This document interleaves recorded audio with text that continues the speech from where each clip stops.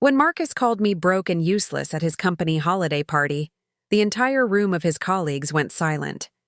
His business partners stared into their champagne glasses, mortified. My own daughter Lisa turned away, unable to meet my eyes, while my grandson Tyler, bless his heart, was the only one brave enough to slip his small hand into mine under the table.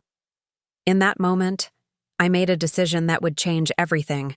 Before we jump back in, tell us where you're tuning in from, and if this story touches you, make sure you're subscribed, because tomorrow I've saved something extra special for you. Because while my son-in-law stood there complaining about having to carry dead weight in front of Chicago's most prominent real estate developers, he had no idea that the broke, useless woman he was humiliating actually owned the entire 30-story Millennium Tower where his precious architectural firm rented their prestigious penthouse offices.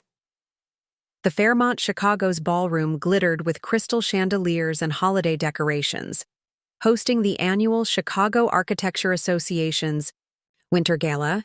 I sat at table 12, wearing my best black dress, the one I'd owned for 8 years now, watching my son-in-law Marcus Holloway work the room like the rising star architect he believed himself to be. "Dad, you clean up nice," Tyler whispered. To me, using the nickname he'd given me when he was 3 and couldn't pronounce Grandma Dorothy. At 11 years old now, he was the light of my life, the reason I'd moved in with Lisa and Marcus 5 years ago, when his learning disabilities required constant support and specialized tutoring. Marcus had been networking aggressively all evening, his perfectly styled blonde hair and designer tuxedo helping him blend seamlessly with Chicago's architectural elite. Wilson & Associates architecture had grown rapidly over the past 3 years, and tonight Marcus was hoping to secure a contract with Pemberton Development Group, one of the city's most influential commercial developers. "Dorothy looks lovely tonight," commented Janet Wilson, Marcus's business partner and the firm's co-founder. She'd always been kind to me, perhaps because she'd built her own career in a male-dominated industry and understood what it meant to be underestimated. Marcus barely glanced in my direction. "She's here because Tyler needed someone to stay with him tonight, and the sitter canceled last minute," he said dismissively to Janet, loud enough for me to hear. "Sometimes family obligations just complicate everything." I felt the familiar sting of being reduced to nothing more than convenient childcare, but I swallowed it down as I'd done countless times before. Tyler squeezed my hand tighter, his young face showing he'd heard and understood more than any child should have to. The evening progressed with speeches about architectural innovation and the future of Chicago's skyline. Marcus was in his element, discussing sustainable design principles and urban development strategies with anyone who would listen. I'd watched him give these same presentations dozens of times over the years, helping him practice in the living room while Tyler did his homework nearby. Then came the moment that would shatter everything. Robert Pemberton himself approached our table during the cocktail portion of the evening. A distinguished man in his 60s with silver hair and the confidence that came from building half of downtown Chicago, he was exactly the kind of client Marcus had been dreaming of landing. "Mr. Holloway," Pemberton said, extending his hand, "I've been reviewing your firm's portfolio. Impressive work on the Riverside Commons project." Marcus practically glowed. "Thank you, Mr. Pemberton. We're always looking to push boundaries in sustainable urban design." "I'm considering Wilson & Associates for a major project," Pemberton continued. "A mixed-use development in River North. 60 stories, retail on the bottom, luxury condos above. It would be our largest residential project to date." I watched. Marcus's eyes light up. This was the kind of career-defining project he'd been working toward for years. The commission alone would be worth millions. "That sounds incredible," Marcus said, his voice barely containing his excitement. "We'd be honored to submit a proposal." Pemberton nodded, then his gaze shifted around the table, taking in the rest of our group. "Of course, we like to work with firms that demonstrate stability in all aspects. Strong partnerships, solid financials, reliable family foundations." His eyes lingered on me briefly. "We've found that personal character often reflects professional integrity," It was an innocent enough comment, but something in Marcus shifted. Perhaps it was the pressure of the moment, or maybe years of resentment finally boiling over. But what came out of his mouth next would haunt him for months to come. "Mr. Pemberton, I appreciate that philosophy," Marcus said, his voice taking on a bitter edge. "Believe me, I understand the importance of responsibility. I've been carrying financial dead weight for years now." He gestured vaguely in my direction, without even looking at me. Sometimes family members become a burden when they can't contribute anything meaningful to the household. When you're supporting people who are essentially broke and useless, it really tests your character. The silence that followed was deafening. Pemberton's eyebrows rose slightly, clearly uncomfortable with the personal nature of Marcus's comment. Janet Wilson looked mortified, shooting apologetic glances between Pemberton and me. Other guests at nearby tables had stopped their conversations, sensing the tension. Lisa stared at her husband in shock before quickly looking away, her cheeks burning with embarrassment. I could see the conflict in her eyes, torn between defending her mother and avoiding a scene that could damage Marcus's career prospects. Tyler, my precious grandson, was the only one who responded with pure, uncomplicated loyalty. His small hand found mine under the white linen tablecloth, squeezing tight as if he could somehow absorb the hurt his father had just inflicted. In that moment, sitting in that opulent ballroom surrounded by Chicago's architectural elite, I felt smaller and more invisible than I had in years.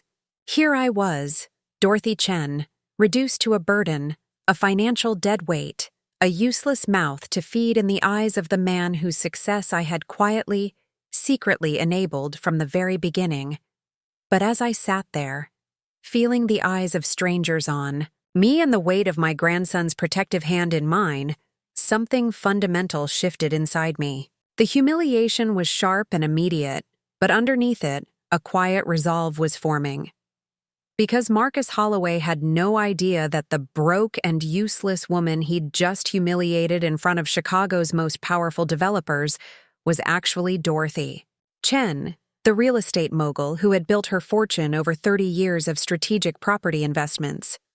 He had no idea that 3 years ago, when he'd been desperately searching for the perfect location for his firm's expansion, I had been the anonymous buyer who purchased the Millennium Tower specifically to provide him with his dream office space. And he certainly had no idea that every month when he proudly wrote that rent check to Skyline Holdings LLC, the money was going directly into my accounts, the accounts of the woman he'd just called a financial burden.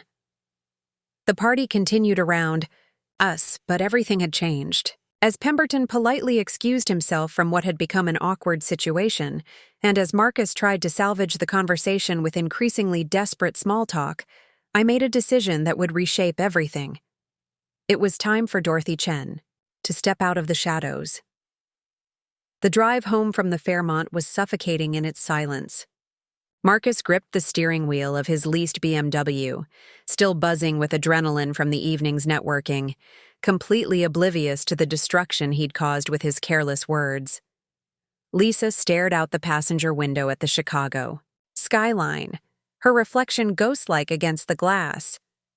In the back seat, Tyler had fallen asleep against my shoulder, exhausted from the late evening and the emotional weight of witnessing his father's cruelty. I stroked his dark hair gently, this beautiful boy who carried more wisdom and compassion in his 11-year-old heart than his father had developed in 38 years. "I think that went well," Marcus finally said, breaking the silence as we pulled into Lincoln Park. Pemberton seemed interested. "Janet thinks we have a real shot at the River North project." Lisa turned to look at him, disbelief flickering across her features. "Marcus, how can you, after what you said about my mother—" "What about it?" he interrupted, pulling into the driveway of the Victorian townhouse we all shared. "It's not, like I said, anything untrue. Dorothy knows the situation. We're all adults here." I felt something cold and sharp settle in my chest as I listened to him dismiss his cruelty so casually. As if reducing me to nothing in front of strangers was simply stating facts. Preparing and narrating this story took us a lot of time, so if you are enjoying it, subscribe to our channel. It means a lot to us. Now back to the story. As if the woman who had raised his wife, who spent her days helping his son navigate learning challenges, who had sacrificed her own comfort to move into his home 5 years ago, was nothing more than a line item on his expense sheet. The situation, I repeated quietly, my voice cutting through the car's tension like a blade.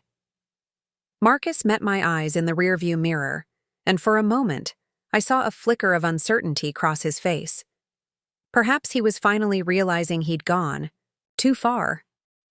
But then his jaw set in that familiar stubborn line, and I knew he was doubling down rather than apologizing. "Dorothy, look, I didn't mean to embarrass you," he said, his tone suggesting this was a generous concession.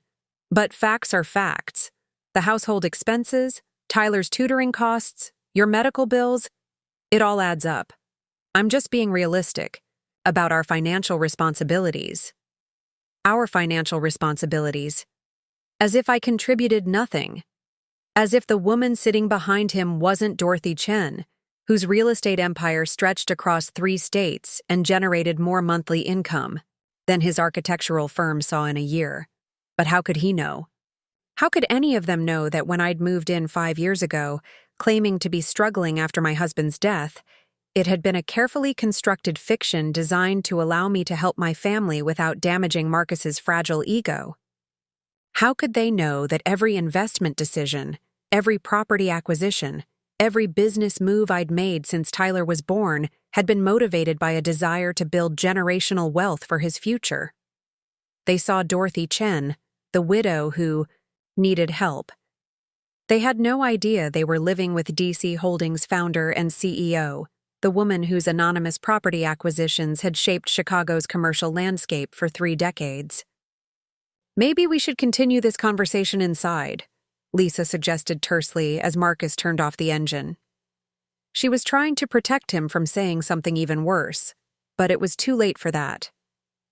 As we made our way up the front steps of the townhouse I had purchased through a shell company 2 years ago and allowed them to believe they were renting from an absentee landlord, I found myself really looking at the building for the first time in months. The limestone facade I'd had restored, the wrought iron railings I'd had custom-made, the oak door I'd imported from Ireland. Marcus passed these details every day, proud of the great deal he'd negotiated on the lease, never knowing his mother-in-law was his landlord. Inside, I helped Tyler to his room, listening as he mumbled sleepily about fractions homework and a science project due Monday. This child was the center of my universe, the reason I'd restructured my entire life 5 years ago when Lisa called, overwhelmed and desperate, explaining that Tyler's learning differences required more support than 2 working parents could provide. "Grandma Dorothy," Tyler whispered as I tucked him in, "Dad was mean to you tonight." "Sometimes adults say things they don't mean when they're stressed, sweetheart," I replied, though the words tasted like ash in my mouth. "But you take care of everything," he said with the clarity children sometimes possess. "You help me with homework. You make sure I eat breakfast. You drive me to Dr. Peterson's appointments. How is that useless?" Out of the mouths of babes, this 11-year-old could see what his father had somehow missed entirely. After Tyler fell asleep, I made my way to the small home office I'd set up in what had once been a maid's quarters. Ironic, considering I was probably the wealthiest person in the neighborhood. My laptops and files were carefully organized to look like simple household management and freelance bookkeeping work. Nothing that would suggest the true scope of my business operations. I opened my secure laptop and logged into the management portal for Skyline Holdings LLC, one of my many property management companies. With a few clicks, I pulled up the file for Millennium Tower, all 30 floors of Prime River North real estate, purchased 18 months ago for $127 million in a complex deal that had required 8 months of negotiations. The monthly reports showed healthy occupancy rates across all floors. The restaurant on the ground level was thriving. The law firms and consulting groups on floors 10 through 25 were all current on their leases. And there, on floor 28, was Wilson and Associates Architecture, paying $47,000 per month for their prestigious penthouse offices with panoramic views of Lake Michigan and the Chicago River. Marcus had been so proud when he'd announced they were moving to Millennium Tower. "Prime location," he'd said. "This is exactly the kind of address that signals we're serious players in the Chicago market." He'd spent weeks bragging about the building's amenities, the marble lobby, the high-speed elevators, the rooftop terrace, where they could host client events. What he didn't know was that his mother-in-law had purchased the building specifically with his firm in mind. She'd known Wilson and Associates was looking for expansion space. She'd known Marcus dreamed of a prestigious downtown address, and she'd known that owning the building would give her the ability to offer them the perfect lease terms while maintaining complete anonymity. Every month when Marcus signed that rent check, he was essentially paying his mortgage, his household expenses, and Tyler's tutoring costs to his own mother-in-law. The financial burden he'd complained about tonight was, in reality, his landlord. 1. Irony was so profound it was almost laughable. Almost. But as I sat there in my small office, surrounded by the careful fiction of my reduced circumstances, I felt the weight of 5 years of silent accommodation, of allowing myself to be diminished, of watching Marcus build his confidence and career on a foundation he couldn't even see. Tomorrow, I decided it was time to start changing that dynamic, not with vengeance but with truth, because Dorothy Chen had spent long enough being invisible. I never intended to become invisible in my own family. 25 years ago, I was Dorothy Chen Kim, fresh out of Northwestern's business school with an MBA in finance and real estate development, ready to take on Chicago's male-dominated commercial property market. My late husband James used to joke that I could spot an undervalued property from 3 blocks away and negotiate a deal that left both parties thinking they'd won. He wasn't wrong. By 30, I'd flipped my first commercial building. By 35, I owned a portfolio worth $12 million. By 40, DC Holdings was managing properties across Illinois, Wisconsin, and Indiana, generating enough passive income that I could have retired comfortably. But I loved the hunt, finding distressed properties, seeing potential where others saw problems, transforming forgotten spaces into thriving commercial centers. James and I had built our empire together. He handled the construction and renovation, sighed while I managed acquisitions and financing. We were the dream team that other investors envied, the couple who could turn a crumbling warehouse into luxury lofts or transform an abandoned office building into a bustling medical center. Then came Lisa, our brilliant, independent daughter who inherited my business acumen and James's creative vision. She breezed through art school, launched her own graphic design firm by 25, and seemed destined for the kind of success we'd always modeled for her. When she met Marcus Holloway at a gallery opening in River North, we were thrilled. He was ambitious, talented, and clearly adored our daughter. The wedding was perfect. A sunset ceremony at the Chicago Botanic Garden with 200 guests celebrating a union that seemed blessed by every advantage. Marcus was starting his own architectural firm with Janet Wilson, and Lisa's design business was growing rapidly. James and I watched them exchange vows and saw ourselves 30 years earlier, ready to build something beautiful together. For the first few years, everything seemed to go according to plan. Marcus and Janet's firm won several small commercial projects. Lisa's client list expanded to include major corporations and nonprofits. They bought a charming bungalow in Lincoln Park and talked about children and travel and all the dreams young couples share. Then Tyler was born, and everything changed, though not in the way we expected. Tyler was a beautiful baby, but by age 3, it became clear he was struggling with challenges that went beyond typical developmental variations. Language processing, fine motor skills, attention regulation, everything seemed harder for him than it should have been. The specialists had terms like sensory processing disorder and executive function delays, but what it really meant was that Tyler needed more support, more patience, and more specialized attention than most children. Lisa threw herself into research, learning about therapies and interventions and educational strategies.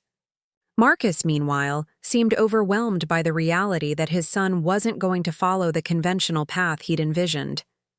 The tension in their marriage became palpable during family dinners and holiday gatherings. Then came the devastating blow that reshuffled all our priorities. James's heart attack at 58 was sudden and massive. One morning, he was reviewing blueprints for a renovation project in Wicker Park, and by afternoon he was gone, leaving me to navigate grief while managing a multi-million-dollar real estate empire alone. The first year after James's death was a blur of legal proceedings, financial restructuring, and learning to make decisions without my partner's input. I threw myself into work, using property management and development deals as a way to avoid sitting still with my grief. DC holdings actually grew during this period, as I pursued increasingly ambitious acquisitions to fill the void left by James's absence. But Lisa was struggling. Tyler's needs were intensifying. He required daily occupational therapy, specialized tutoring, and constant advocacy at school. Marcus was working 18-hour days trying to establish his firm's reputation, often traveling to meet with potential clients or oversee projects in other cities. Lisa was attempting to maintain her design business while essentially single-parenting a child with complex needs. The phone call came on a Tuesday evening in October, 5 years ago. Lisa's voice was shaky with exhaustion and desperation. "Mom, I don't know how to ask this, but we need help. Tyler needs me, but I also can't let my business collapse. Marcus is barely home, and when he is, he's so stressed about work that he gets impatient with Tyler's routines. We're drowning." She didn't have to ask twice. Within a month, I had restructured my business operations to be completely remote, set up shell companies to manage my properties anonymously, and moved into Lisa and Marcus's guest room. The official story was that I was struggling financially after James's death and needed support while I figured things out. It was easier than explaining that the woman helping with homework and driving to therapy appointments was actually one of Chicago's most successful commercial real estate investors. The deception had seemed kind at the time. Marcus was already intimidated by Lisa's family's success. James and I had always been careful not to overshadow his achievements or make him feel inadequate. When I moved in as the struggling widow who needed help rather than the wealthy mother-in-law providing assistance, it preserved his sense of being the provider and protector of his family. What I hadn't anticipated was how quickly that false narrative would solidify into reality in their minds. How efficiently I would disappear into the role of grateful dependent rather than strategic family supporter. How completely my professional identity would be erased in favor of a comfortable fiction that made everyone else feel better about themselves. Marcus began referring to our living arrangement as his generous accommodation of my financial difficulties. Lisa started introducing me as her mother who was going through a rough patch. Even Tyler, precious as he was, began to see me primarily as his caregiver, rather than understanding that I had a life and identity beyond his needs. But Tyler thrived. With the additional support, his test scores improved dramatically with consistent help. His confidence grew as he mastered skills that had previously frustrated him. His relationship with both parents strengthened as the household stress decreased. Every milestone he achieved reinforced my decision to prioritize his needs over my own visibility. The years blurred together in a routine of school pickups, therapy appointments, homework sessions, and family dinners where I listened to Marcus discuss his projects and challenges as if I were merely an audience member rather than someone who might have valuable insights to offer.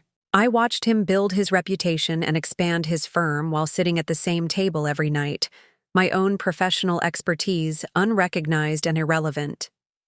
Somewhere along the way, I had stopped being Dorothy Chen, real estate mogul, and become simply Dorothy, the helpful grandmother who made breakfast and managed schedules. The transformation had been so gradual, so seemingly logical that I hadn't noticed how thoroughly I had erased myself. Until tonight, when Marcus's casual cruelty had finally made the cost of that erasure impossible to ignore. The erosion hadn't happened overnight. Like water wearing away stone, Marcus's disregard had carved deeper channels year by year, until the woman who had once commanded boardrooms full of Chicago's toughest developers had become background noise in her own home. It started with small things. During my first month living with them, Marcus would ask my opinion about household decisions: which contractor to hire for the kitchen renovation, whether Tyler should try a different school, how to handle his learning accommodations. But as the months passed, those conversations became consultations with Lisa, as if I had suddenly lost the ability to contribute meaningful input to decisions that affected my daily life. "Lisa and I have decided to switch Tyler's therapy schedule," Marcus would announce over dinner, discussing changes to routines I managed every day. When I'd suggest that morning appointments worked better for Tyler's focus levels, Marcus would nod politely and then proceed with whatever he and Lisa had already decided. My expertise in managing Tyler's needs, built through hundreds of hours of observation and interaction, became irrelevant compared to whatever article Lisa had found online or advice Marcus had received from a colleague. The financial discussions were particularly galling. Every few months, Marcus would sit Lisa down for serious conversations about our expenses and the additional costs of supporting me.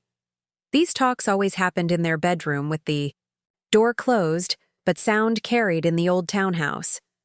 I'd listen from my small room as Marcus calculated my impact on their budget: groceries, utilities, medical insurance, the occasional dinner out that included me. "We need to think long-term," I'd hear him say. "Dorothy's medical expenses are only going to increase as she gets older, and Tyler's tutoring costs are already stretching us thin. We need to be realistic about what we can sustain." What they never calculated was the value of the services I provided. The 40 hours per week of specialized tutoring I gave Tyler, worth at least $1,500 weekly if they'd hired a professional. The household management that freed them both to focus on their careers. The emergency childcare when business trips or client dinners ran late. The meal planning, grocery shopping, and cooking that eliminated one of the major stress points in their busy lives. But beyond the practical contributions, there was something more insidious happening: the gradual erosion of my voice in my own living space. Family decisions began happening around me rather than with me. Weekend plans were made without consulting my schedule. Holiday traditions I'd maintained for decades were modified or eliminated because they were too much work for Dorothy, or we should keep things simple. The worst part was how Lisa enabled it. My own daughter, who had inherited my fierce independence and business instincts, began treating me like a beloved but declining parent who needed gentle management rather than honest partnership. She'd intercept conversations where I tried to offer input, rushing to smooth over moments when I disagreed with Marcus's pronouncements. "Mom's tired," she'd say when I'd attempt to join discussions about Tyler's education. "Let's let her rest while we figure this out." Or, "You don't need to worry about that, Mom. Marcus and I can handle the complicated stuff." The complicated stuff.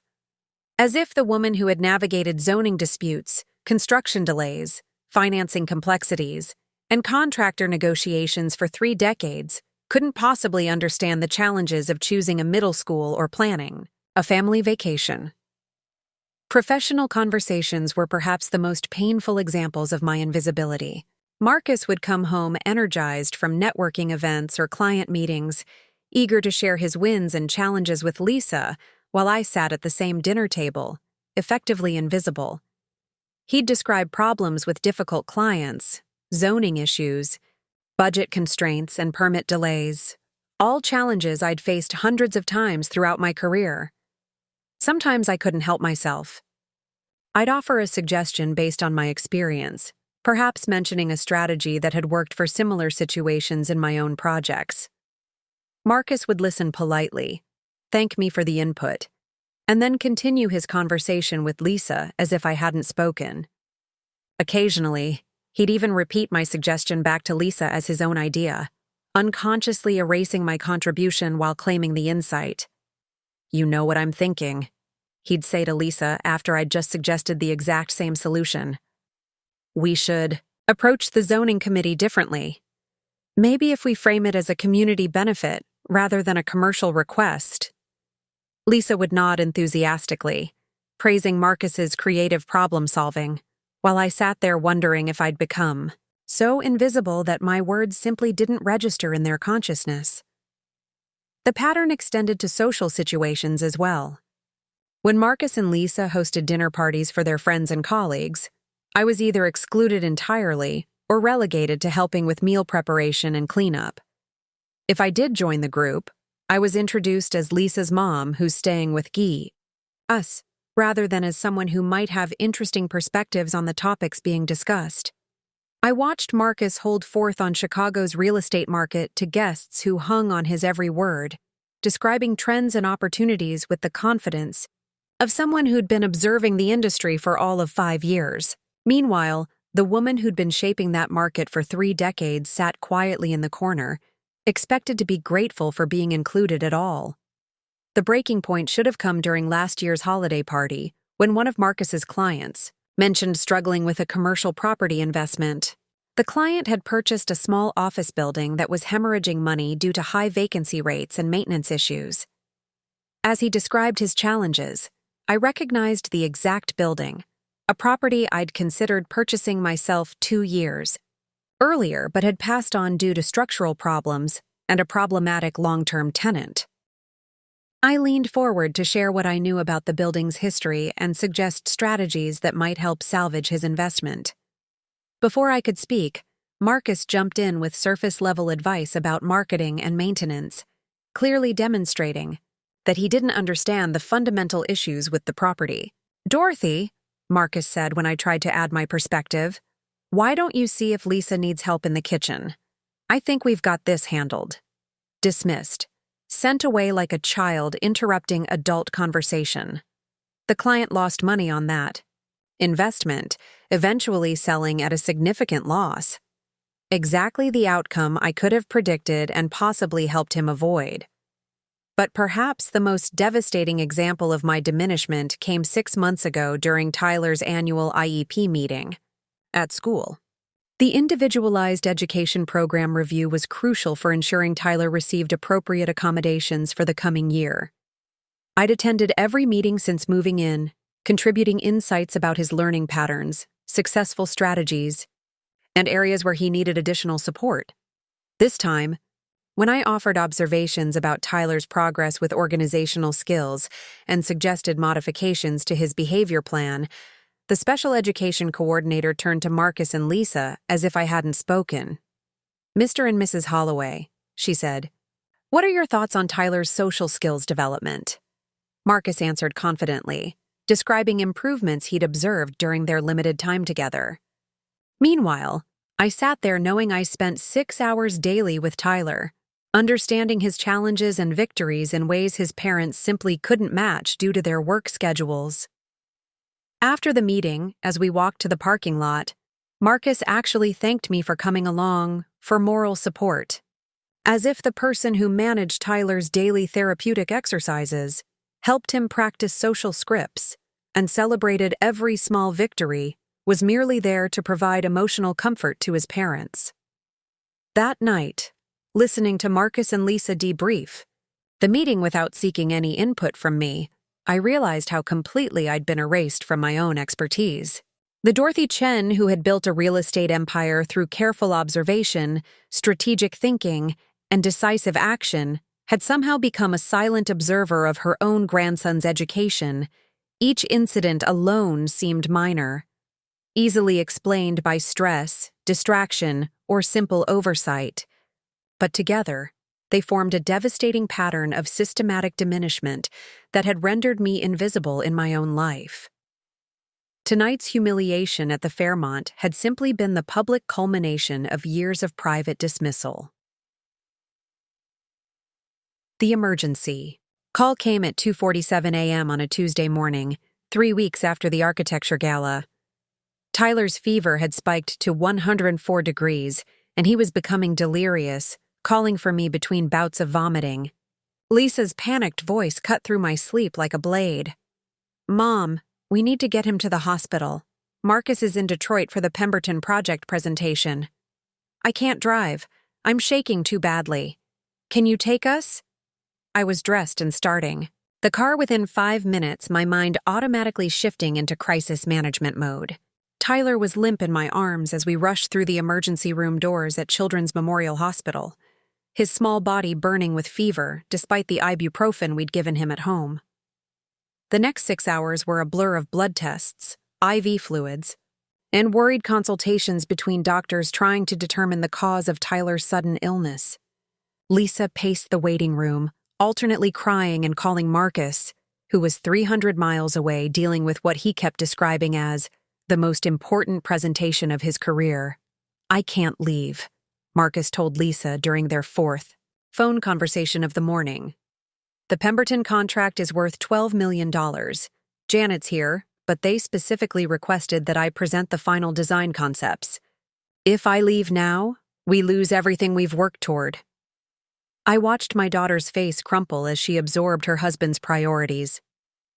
Tyler lay in the hospital bed attached to monitors, his temperature finally beginning to respond to treatment, while his father calculated the cost of being present for his son's medical emergency. "He's stable now," Lisa said into the phone, trying to convince herself as much as Marcus. "The doctors think it's just a severe viral infection. You don't need to come home early." But Tyler wasn't stable, not really. As the morning progressed, it became clear that this wasn't a simple virus. The blood work revealed signs of a rare autoimmune condition that would require specialized treatment and careful monitoring. The pediatric immunologist explained that Tyler might need to be hospitalized for several days while they determined the best treatment protocol. "One parent needs to stay with him at all times," Dr. Patterson explained to Lisa and me. "Children with autoimmune flares can deteriorate quickly. He'll need constant monitoring and emotional support during the treatment process." Lisa looked torn between her son's bedside and her phone, where Marcus was sending increasingly frantic texts about the Pemberton presentation. "I can't miss work either," she murmured. "We have 3 major client deliverables due this week, and if I don't, I'll..." "Stay," I said immediately. "You handle your work obligations. I'll be here with Tyler." It seemed like the obvious solution. I had no pressing commitments, and Tyler was most comfortable with me during stressful situations. But as the hours passed and Marcus's texts grew, more demanding about Lisa's need to handle things at home so he could focus on his presentation, I realized that once again, my presence was being taken for granted rather than appreciated. "Dorothy can manage the hospital stuff," Marcus wrote in a text I saw over Lisa's shoulder. "She's good with medical situations, and Tyler listens to her. You need to make sure everything's running smoothly here so I can close this deal." Medical situations. As if my 3 decades of business experience, my ability to navigate complex negotiations and manage high-pressure scenarios, had been reduced to being good with medical situations. As if the woman who had managed million-dollar construction projects couldn't possibly understand the pressure of closing an important deal. The crisis deepened on the second day when Tyler's condition worsened despite treatment. His fever returned, and the doctors began discussing more aggressive interventions. I found myself making medical decisions that should have been made by his parents, signing consent forms and consulting with specialists while Lisa juggled conference calls in the hospital hallway, and Marcus remained 300 miles away. "Mrs. Chen," Dr. Patterson said, pulling me aside after reviewing Tyler's latest test results. "I need to discuss some concerning developments with Tyler's parents. Are they available for a family conference?" I looked toward the hallway where Lisa was arguing with a client about missed deadlines, her voice rising with stress and exhaustion. "Lisa is here, but she's dealing with work emergencies. Marcus is traveling for business." Dr. Patterson's expression tightened almost imperceptibly. "This is Tyler's health we're discussing. The treatment decisions we make in the next 24 hours could have long-term implications for his immune system function. The weight of that statement settled over me like a heavy blanket. Here was Tyler's grandmother, effectively functioning as his primary advocate during a serious medical crisis, while his parents prioritized work obligations that suddenly seemed trivial in comparison. When I called Marcus to explain the gravity of the situation, his response crystallized everything wrong with our family dynamic. "Dorothy, I appreciate everything you're doing," he said, his voice distracted by background noise from his hotel room. "But you're being a bit dramatic. Kids get sick. They recover. Tyler's strong. The doctors are being overly cautious because it's a children's hospital and they have to cover all the liability bases. Dramatic." The woman who was sitting beside his son's hospital bed, monitoring his vital signs and advocating for his care, was being dramatic. "Marcus," I said carefully, "Tyler has an autoimmune condition that could affect him for the rest of his life. The doctors need to make treatment decisions with parental input." "And they have parental input," he replied. "Lisa's there, and you're providing excellent support. Between the two of you, everything's covered. I'll be home tomorrow evening after we sign the contracts." After we sign the contracts? Not after his son was stable, not after the medical crisis was resolved, but after the business was concluded. The breaking point came that evening when Tyler, groggy from medications but finally alert enough for conversation, asked me a question that shattered what remained of my tolerance for being invisible. "Grandma Dorothy," he whispered, his small hand finding mine in the dim hospital room. "Why didn't Dad come when I got sick?" I stared at this precious child, this boy who had brought such joy and purpose to my life, and realized that he was learning lessons about love and priority that would shape him for decades to come. He was learning that work mattered more than family. He was learning that some people were expendable in times of crisis. He was learning that the person who showed up consistently didn't matter as much as the person who controlled the narrative. "Sometimes adults make choices that are hard to understand," I said softly, hating myself for making excuses for Marcus's absence. "But you're here," Tyler said simply. "You're always here when I need you."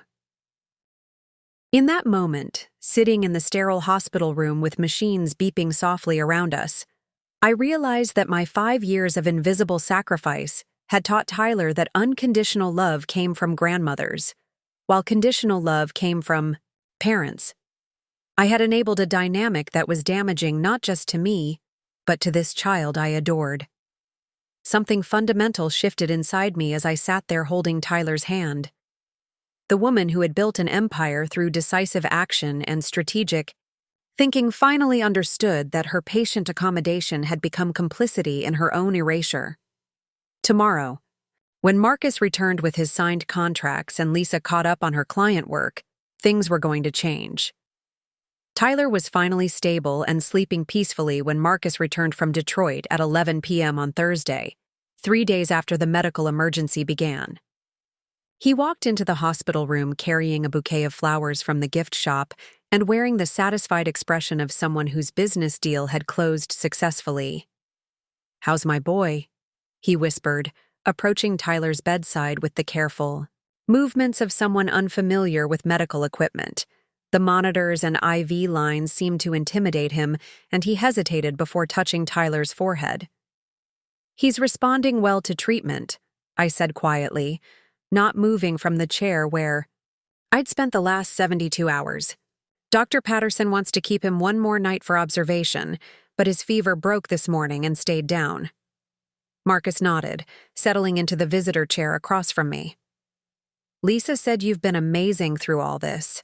I can't tell you how much it means to know Tyler had you here while I was handling the Pemberton situation." Handling the Pemberton situation? Not while I was away, or while I couldn't be here.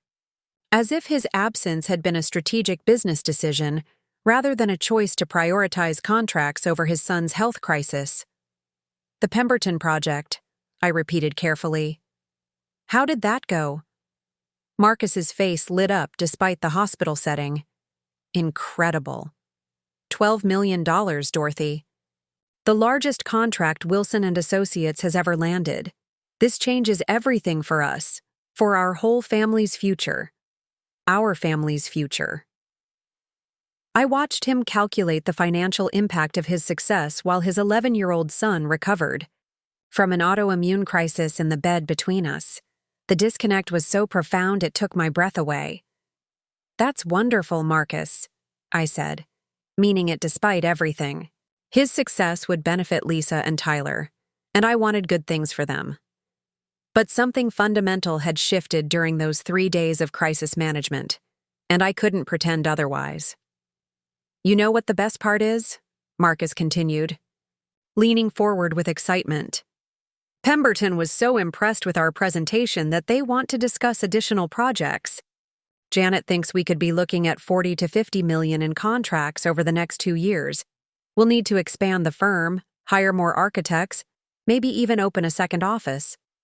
I nodded politely, but my mind was elsewhere.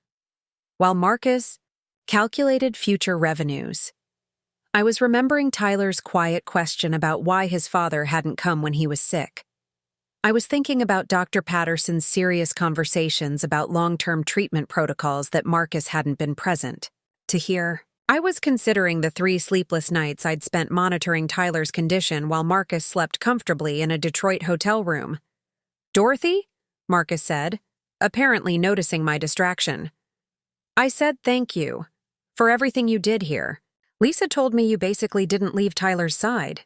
"Someone needed to stay with him," I replied simply. "Right, of course. And you were the logical choice since you don't have other obligations pulling you in different directions." He paused, seeming to realize how that sounded. "I mean, you know what I mean. You're flexible in a way Lisa and I can't be right now with our careers taking off." Flexible. The word hung in the hospital air like a diagnosis. I was flexible, apparently, because my time had no value.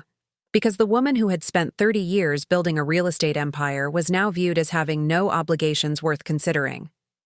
"Marcus," I said carefully, "did it occur to you that I might have had commitments I needed to rearrange to stay here with Tyler?" He looked genuinely confused by the question. "What kind of commitments?" "I mean, I know you do some bookkeeping work and volunteer things, but nothing that couldn't be postponed for a family emergency, right? Bookkeeping work. Volunteer things." This was how Marcus saw my life, a collection of minor activities that existed primarily to fill time until my family needed me for something important.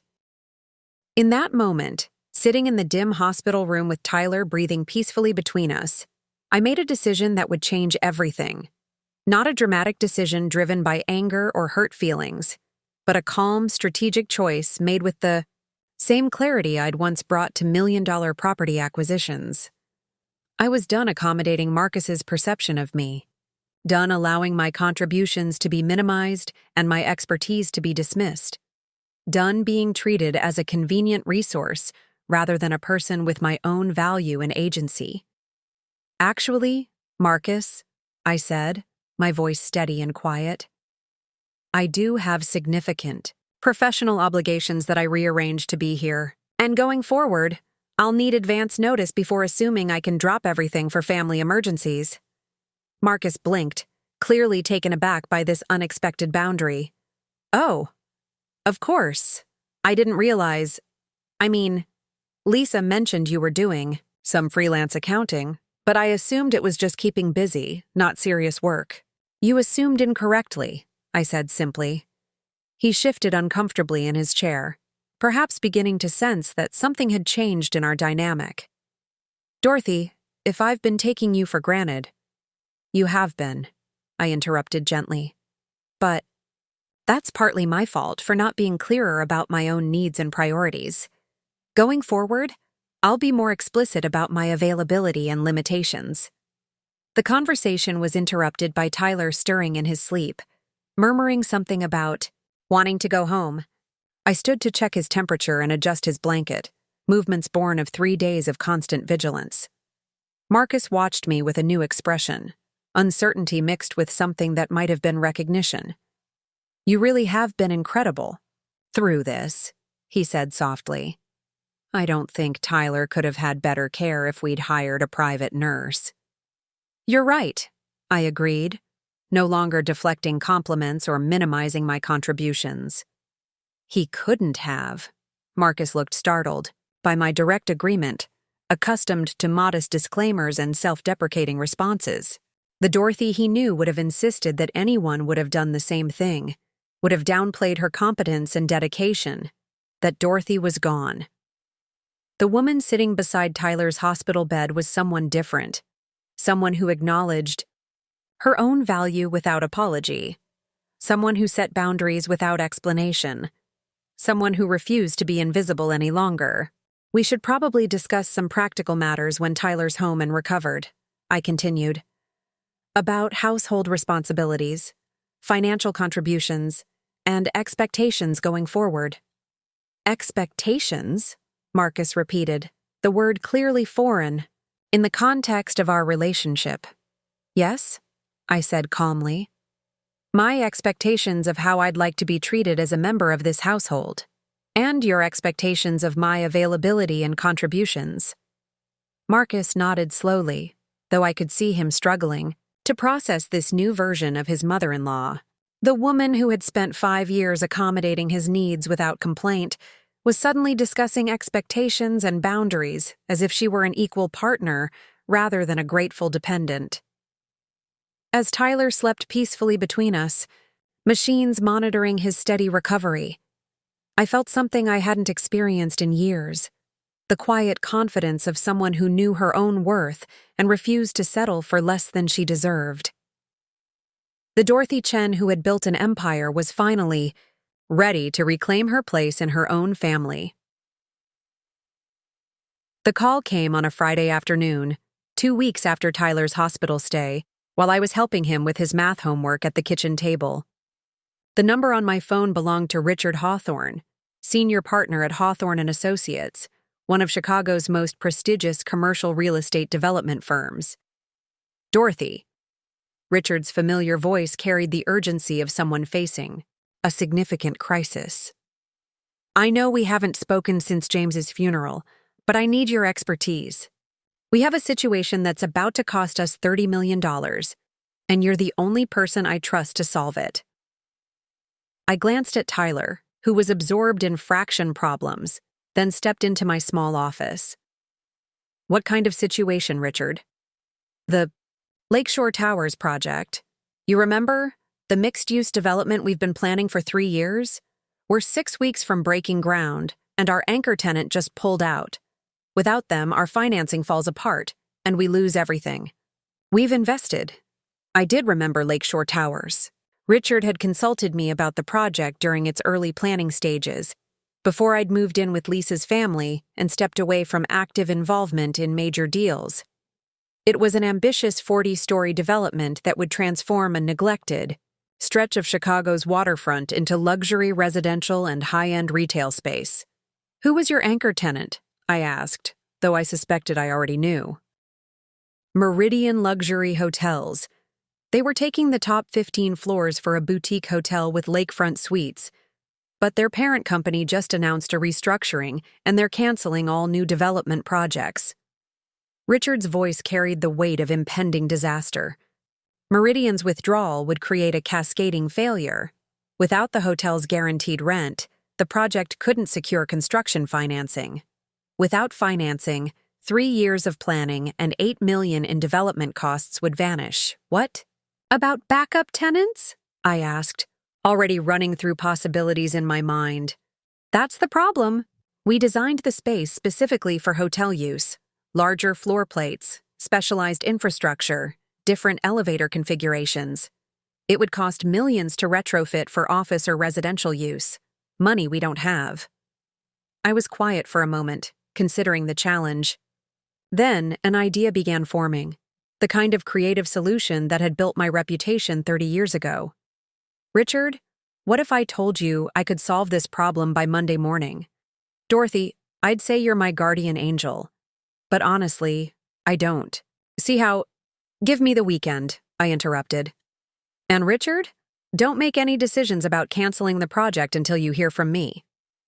After hanging up, I sat in my small office surrounded by the careful fiction of my reduced circumstances. Filing cabinets that appeared to contain household records actually held detailed analyses of Chicago's commercial real estate market.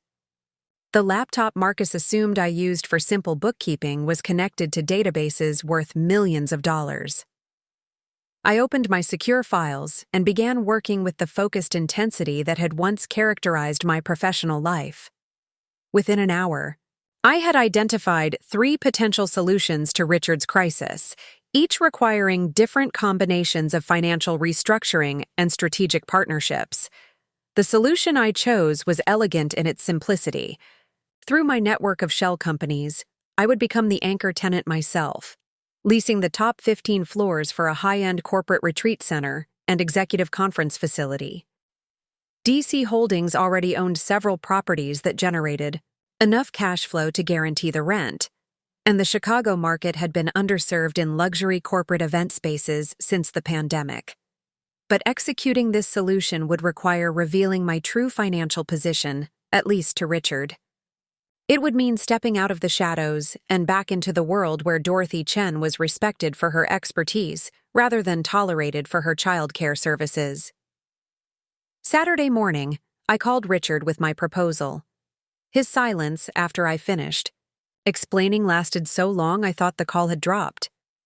"Dorothy," he finally said, "are you telling me you want to lease 15 floors of luxury space for 25 years?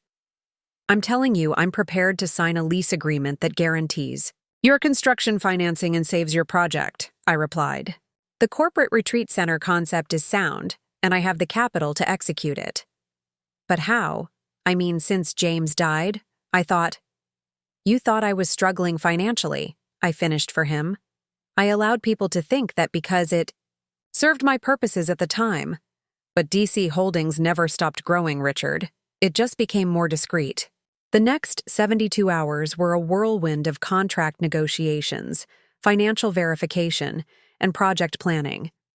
By Tuesday morning, I had signed agreements that would save Richard's development and establish my own luxury corporate event, business.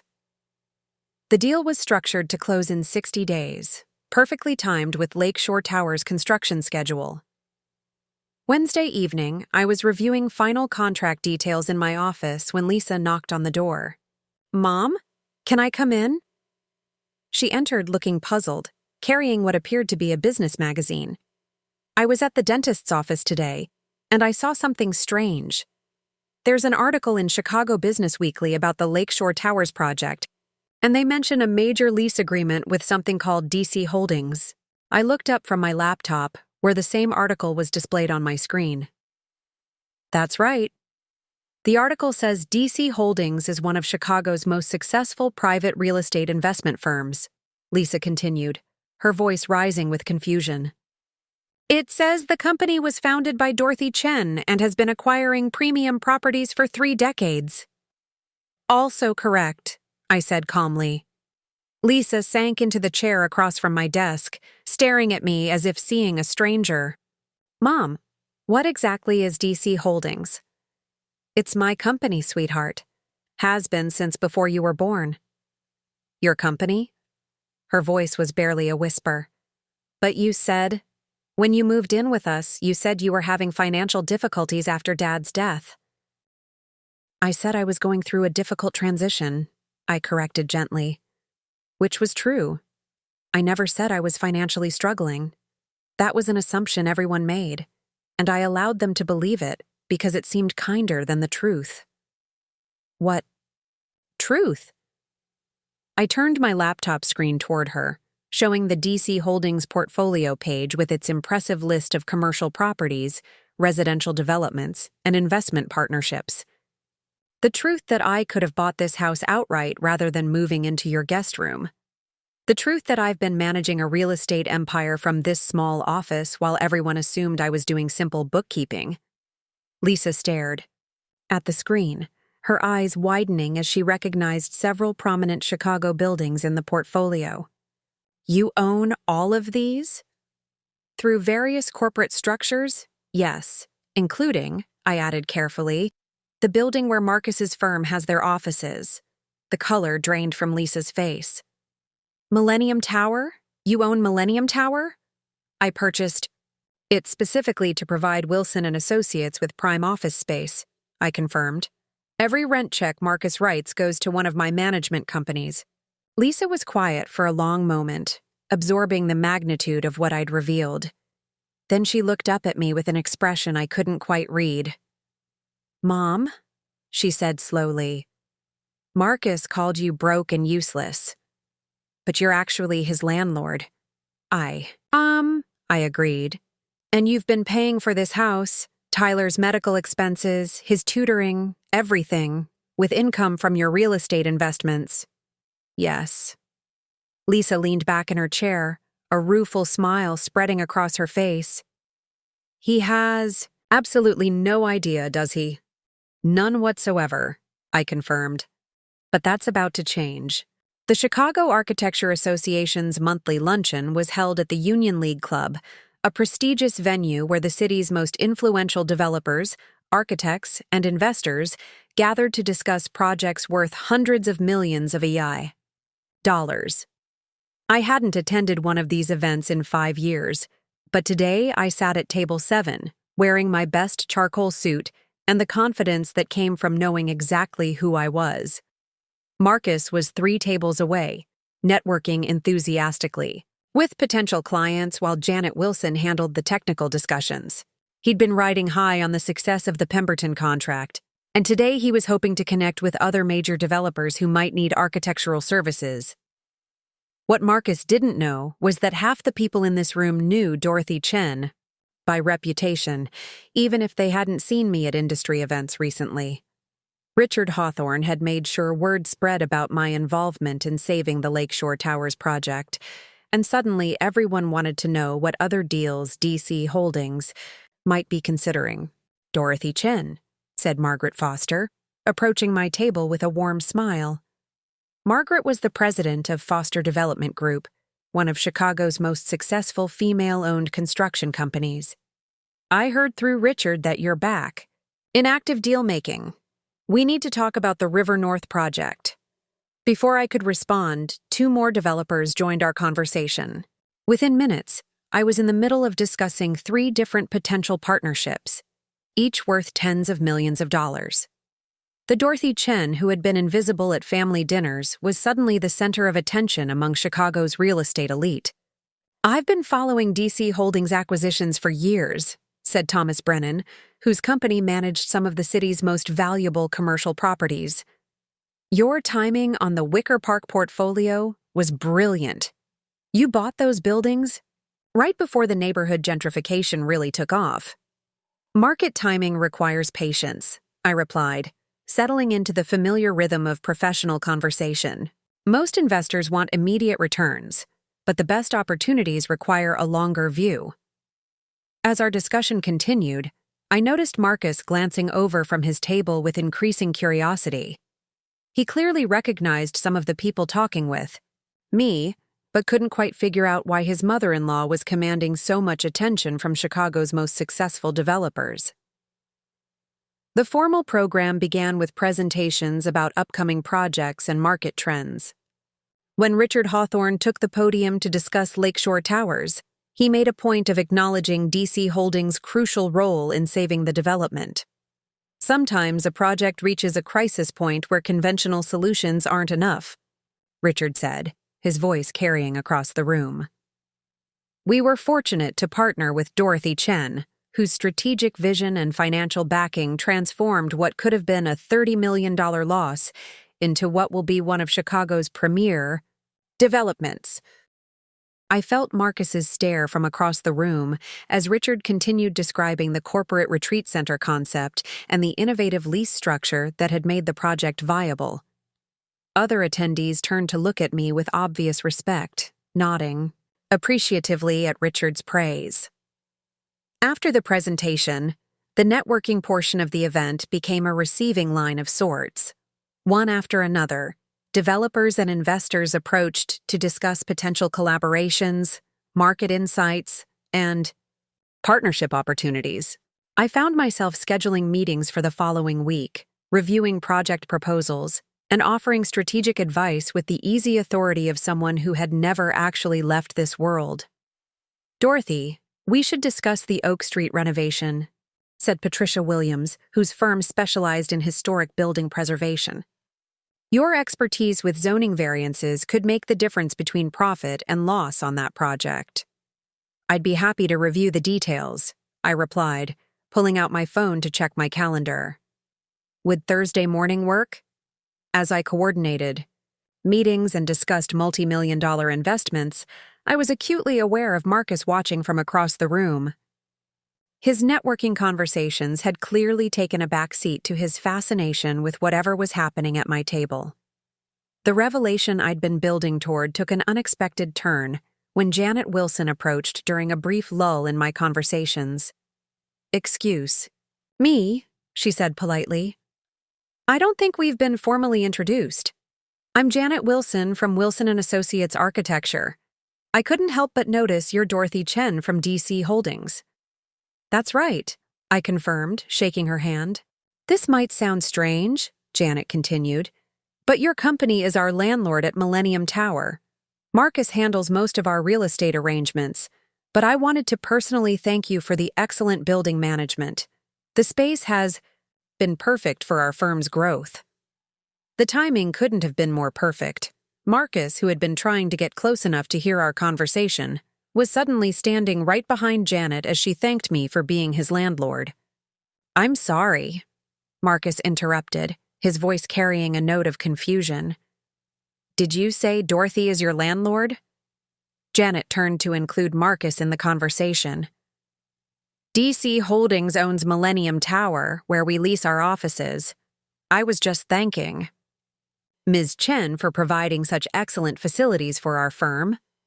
Marcus's face went through a series of expressions as he processed this information. Confusion gave way to disbelief, then to a dawning horror as he began to understand the implications. "Dorothy," he said slowly, "you own our building?" "Through Skyline Holdings, which is a subsidiary of DC Holdings, yes," I confirmed calmly. "But that means—" Marcus stopped, clearly struggling to reconcile this information with his understanding of our relationship. "It means every rent check you've written for the past 3 years has been paid to my company," I said, maintaining the same pleasant tone I'd used with the other developers. Janet looked between Marcus and me with growing realization. "Wait, are you two related?" "Dorothy is my mother-in-law," Marcus said, his voice barely above a whisper. "Oh my," Janet said, clearly recognizing the delicious irony of the situation. "Marcus, you never mentioned your mother-in-law was Dorothy Chen." The conversation was interrupted by Margaret Foster returning with a contract folder.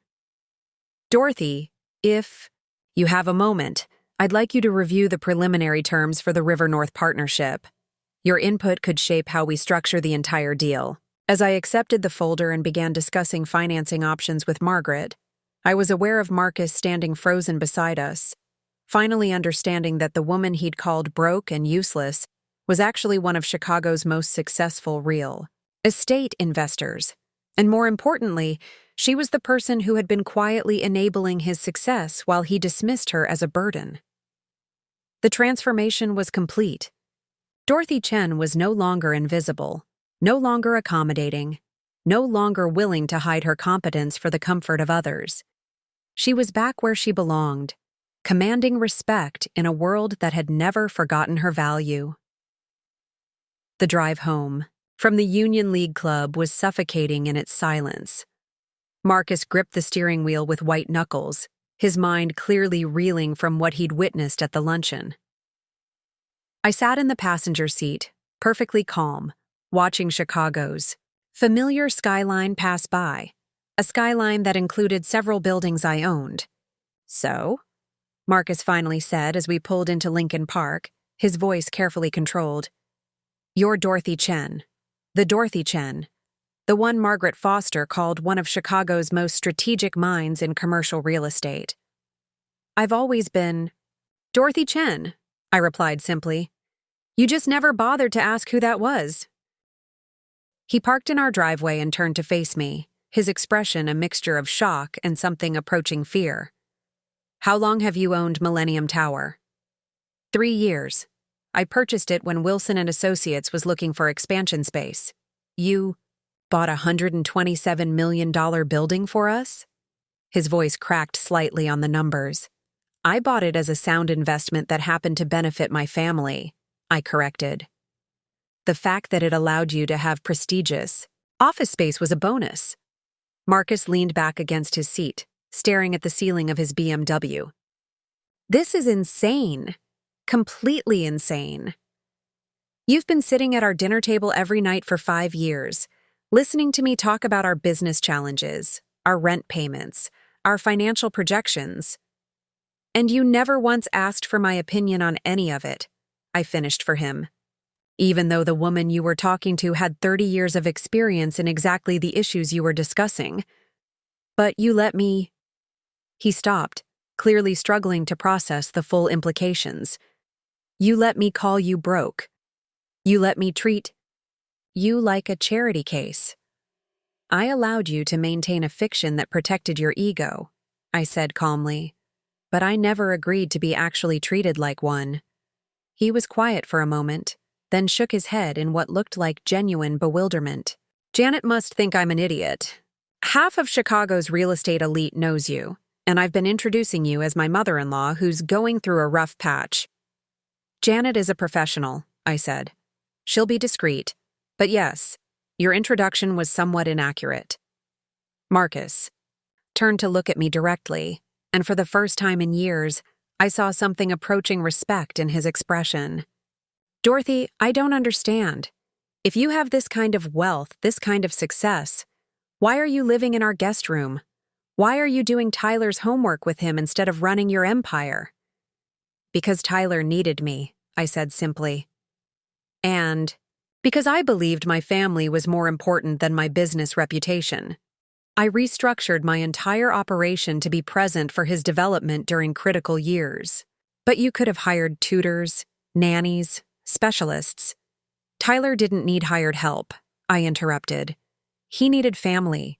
He needed consistency and patience, and someone who understood that his challenges were temporary obstacles, not permanent limitations. Marcus absorbed this for a moment. And now? What happens now that everyone knows who you really are? I considered the question carefully.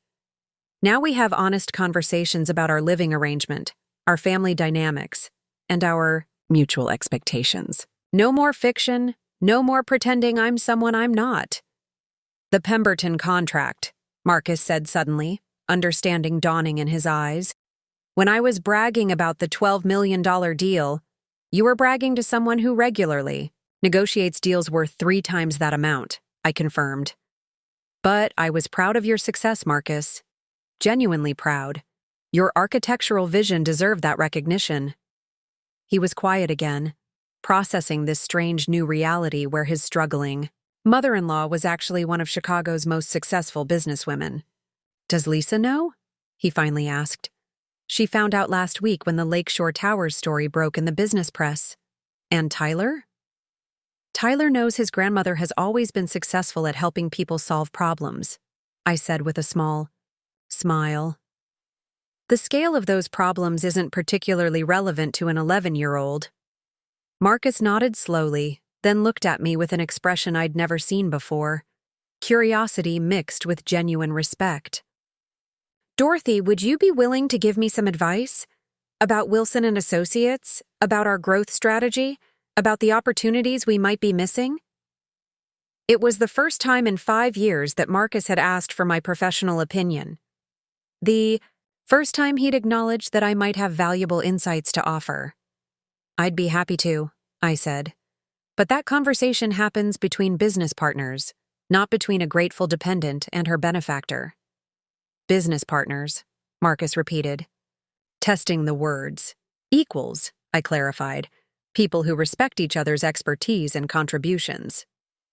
As we sat in his BMW, both of us staring at the townhouse we'd shared for 5 years under completely false pretenses, I realized that everything was about to change. The only question was whether Marcus could handle the truth about who he'd been. living with all along. That evening, Lisa called an emergency family meeting. Tyler was at a sleepover, giving us the privacy we needed for what promised to be a difficult conversation. Marcus sat at the dining table, looking like a man who'd discovered his reality was built on quicksand. Lisa moved between the kitchen and dining room with nervous energy, making tea no one would drink. "Okay," Lisa said finally, sitting down across from Marcus and me. "Let's address the elephant in the room. Mom, you've been one of Chicago's most successful real estate moguls this entire time. And Marcus, you called her broke and useless in front of half the city's architectural community." Marcus flinched visibly at the reminder. "Lisa, I had no idea." "That's exactly the problem," I interrupted quietly. "You had no idea because you never asked. For 5 years, you've made assumptions about who I am, what I'm capable of, and what I contribute to this family. But you let me believe I allowed you to believe what was comfortable for you," I said. "But that doesn't excuse how you treated me based on those beliefs." Lisa leaned forward, her voice tight with emotion. "Marcus, do you understand what you did? You humiliated my mother in front of the entire Chicago Architecture Association. You called her a financial burden when she's been subsidizing our entire lifestyle." "Subsidizing?" Marcus looked confused. I pulled out a folder I'd prepared that afternoon, a detailed financial analysis of our household expenses over the past 5 years. "This house is owned by one of my shell companies. You've been paying below-market rent that doesn't even cover the property taxes. Tyler's private school tuition, his medical expenses, his therapy costs, all covered by my investments. The household? Utilities, groceries, maintenance, even the car insurance. Funded by income from properties you didn't know I owned." Marcus stared at the documents, his face growing paler with each line item. "This says you've covered nearly 80% of our actual living expenses. And yet somehow I became the financial burden," I said without malice. "The dead weight you were carrying." "I didn't know," he whispered. "You didn't want to know," Lisa corrected sharply. "You were comfortable with the arrangement where Mom provided free childcare, household management, and financial support while you got to feel like the provider and decision-maker." Marcus ran his hands through his hair, looking genuinely distressed. "Dorothy, I'm sorry. I'm so incredibly sorry. If you had known, you might have treated me with basic respect," I said. "But the real question is why my financial status should determine whether I deserve dignity and consideration." The room fell silent as that truth settled over all of us.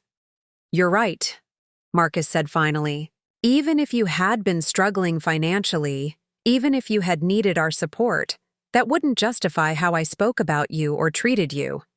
"No, it wouldn't," I agreed. Lisa reached across the table to take my hand.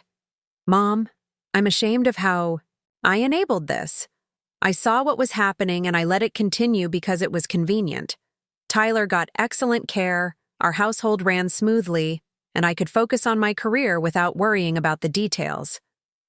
"We all made choices," I said, gently.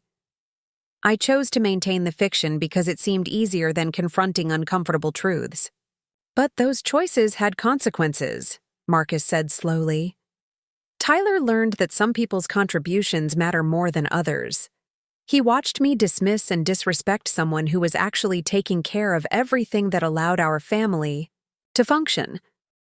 The insight surprised me. Marcus was recognizing patterns I hadn't expected him to see. "What happens now?" Lisa asked. "Now we establish new ground rules," I said, "based on honesty about who we are and what we each contribute to this family." Marcus looked up from the financial documents. "What do you want, Dorothy? Do you want us to move out? Do you want back rent for 5 years of below-market housing?" "I want recognition," I said simply. "I want my voice to matter in family decisions. I want Tyler to see healthy models of mutual respect. And I want you to understand that wealth doesn't determine worth, but respect should be non-negotiable."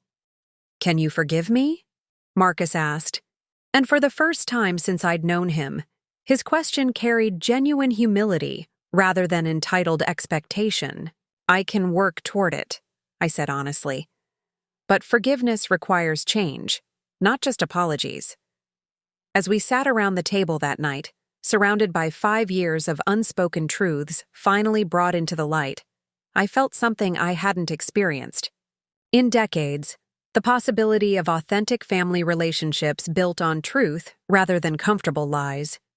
The changes began immediately. The next morning, Marcus approached me in the kitchen where I was making breakfast. Not because it was expected, but because I enjoyed the quiet ritual of starting Tyler's day with something nutritious. "Dorothy," he said, his voice carrying a formality I'd never heard before. "I'd like to discuss the financial arrangements for our living situation. Lisa and I talked late into the night, and we want to establish fair terms going forward." I looked up from Tyler's scrambled eggs. "I'm listening."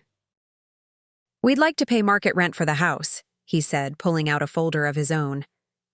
"I researched comparable properties in Lincoln Park. Based on square footage and amenities, we should be paying approximately $8,000 per month." "That's accurate," I confirmed. "We'd also like to take over Tyler's tuition payments, his medical expenses, and assume responsibility for household utilities and maintenance costs." Marcus set down a detailed budget breakdown. "Additionally, we want to establish a formal arrangement for your time spent on Tyler's educational support." I studied the document he'd prepared. It was thorough, fair, and would fundamentally change our family dynamic from dependency to partnership. "This would increase your housing costs by approximately $6,000 monthly," I pointed out. "Can Wilson and Associates sustain that expense?" "With the Pemberton contract and the new opportunities you've helped us identify, yes," Marcus said. "But more importantly, we should have been paying these costs all along." Tyler bounded into the kitchen at that moment, backpack slung over his shoulder and science project folder clutched in his hands. "Morning, Dad." "Morning, Grandma Dorothy. Are you guys talking about business stuff again?" "We're talking about fairness," I said, ruffling his hair. "Making sure everyone in our family contributes appropriately." "Cool," Tyler said, already moving. On to more pressing 11-year-old concerns. "Can I have extra lunch money today? Jake's mom packed those cookies that look really good." As Tyler chattered about school politics and lunch trades, I realized this was what I'd been fighting for. Not financial recognition, but the simple respect that allowed normal family conversations to flourish without undercurrents of resentment and invisibility. Over the following weeks, the household dynamics shifted in subtle but significant ways. Marcus began asking for my input on business decisions, not as polite conversation, but as genuine consultation with someone whose expertise he valued. Lisa started including me in weekend planning discussions rather than simply announcing decisions that had been made. Most importantly, Tyler began seeing a different model of adult relationships, one where his grandmother's opinions mattered, where his father showed genuine respect for her contributions, and where power wasn't concentrated in one person's hands. "Grandma Dorothy," Tyler said one evening as we worked through his math homework, "Dad keeps asking you about building stuff now. Are you going to help him with his work?" "Sometimes," I said, "when my knowledge can be useful." "That's good," Tyler said matter-of-factly. "You know about lots of things. Dad should have been asking you questions all along." The wisdom of children, cutting straight through adult complications to simple truth. The most significant change came when Marcus approached me about Wilson and Associates expansion plans. The Pemberton success had generated interest from other major developers, and the firm needed to scale rapidly to handle the new opportunities.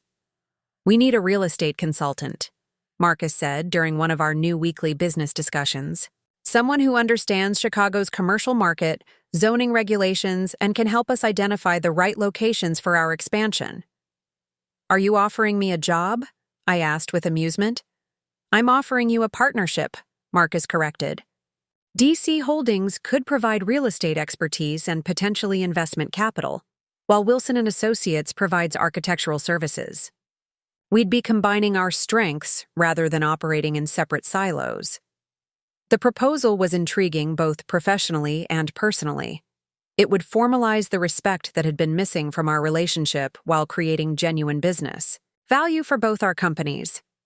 "I'll consider it," I said. "But any partnership would need to be structured as an alliance between equals, not a family favor." "Absolutely," Marcus agreed. "I've learned the difference." That evening, as I reviewed the partnership proposal Marcus had drafted, I realized that the goal had never been revenge or dramatic confrontation. It had been recognition, the simple acknowledgement that Dorothy Chen was a person of value, expertise, and agency who deserved to be seen and heard in her own family. 6 months later, I stood in the executive conference room of Wilson & Associates, reviewing architectural plans for a mixed-use development that would transform an abandoned warehouse district into Chicago's newest commercial hub. The project represented everything I'd hoped for when I first purchased Millennium Tower, a perfect synthesis of Marcus's design vision and my real estate expertise. "The zoning approval came through this morning," Marcus announced to the assembled team, his voice carrying genuine excitement. Dorothy's strategy for presenting this as an urban renewal initiative rather than a commercial development was exactly what the city planning committee needed to hear. Janet Wilson smiled from across the conference table. "I have to admit, when Marcus first told me his mother-in-law was joining as our real estate partner, I was skeptical. But watching you two work together on this project has been remarkable." The Wilson & Associates, DC Holdings partnership had exceeded everyone's expectations, including my own.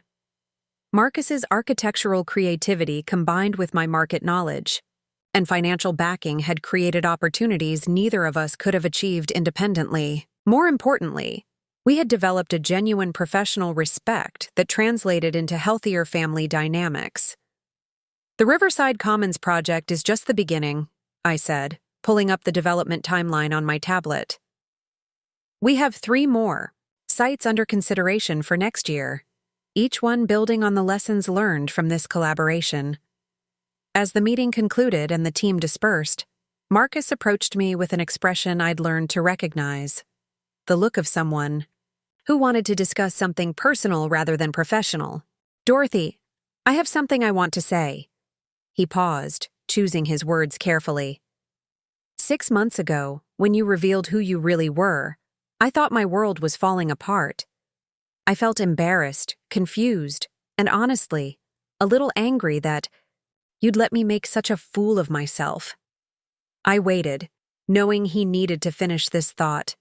"But now I understand that you didn't make a fool of me," he continued.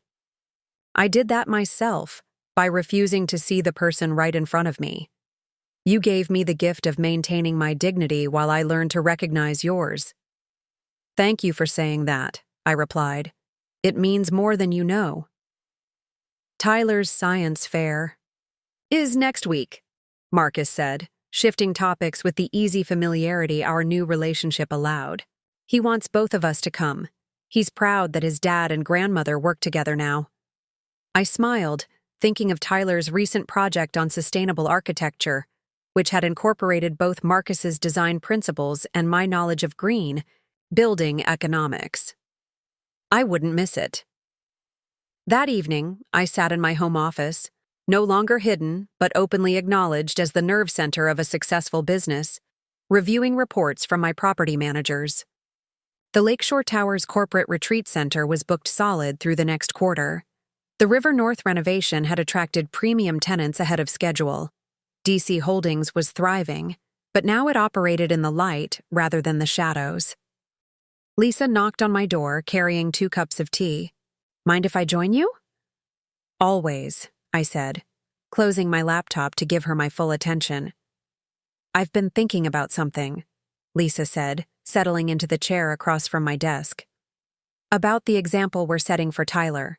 6 months ago, he was learning that some people's voices don't matter, that success means dominating others, that love comes with conditions. And now? I asked. Now he's seeing something different. He's watching his father acknowledge mistakes and change his behavior. He's seeing his grandmother be respected for who she really is. He's learning that families can grow and heal when people are willing to tell the truth. I reached across the desk to take her hand. He's also learning that it's never too late to reclaim your authentic self. As Lisa left for the evening and I prepared to close my office, I reflected on the journey that had brought me here. The woman who had once hidden her success to preserve others' comfort had rediscovered the power of living authentically. The transformation hadn't required destroying relationships. It had required the courage to insist on honest ones. Dorothy Chen was no longer invisible, no longer diminished, no longer willing to shrink herself for others' convenience. She was exactly who she had always been, a woman of intelligence, capability, and worth, finally living in a family that could see and celebrate all of who she was. The breaking point had become a breakthrough, and the woman who emerged was both stronger for having endured invisibility and wiser for having chosen truth over comfort. Some stories end with dramatic exits. This one ended with something better: the quiet satisfaction of being fully seen and authentically valued in your own life. Up next, you've got 2 more standout stories right on your screen. If this one hit the mark, you won't want to pass these up. Just click and check them out. And don't forget to subscribe and turn on the notification bell so you don't miss any upload from us.